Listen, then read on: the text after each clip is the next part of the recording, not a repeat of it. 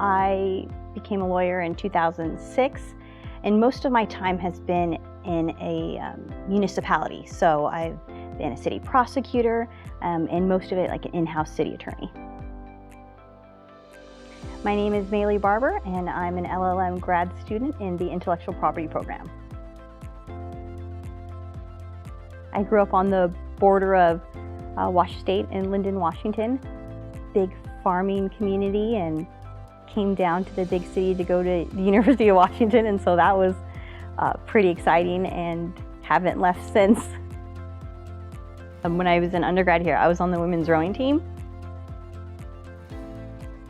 And then 20 years go by, and then I'm coming back. I worked for a firm that contracted with the city of Kirkland, the city of Issaquah. Then from there I went to the city of Bonnie Lake, and now I'm at the city of Sumner. I started thinking, what are my favorite interests? And it really pinpointed on DEI, sports, and then like tech law and IP, drones and NDAs and privacy law. And then I started to think, I really like intellectual property. One of the classes that's offered here at the law school is international contracts, where you get to work on an actual contract, corporate contract. In our instance, it was a cloud services contract with a Japanese university and Japanese students and Japanese lawyers. I read about that class before I applied. Once I got in, and I definitely took the class, and it was wonderful.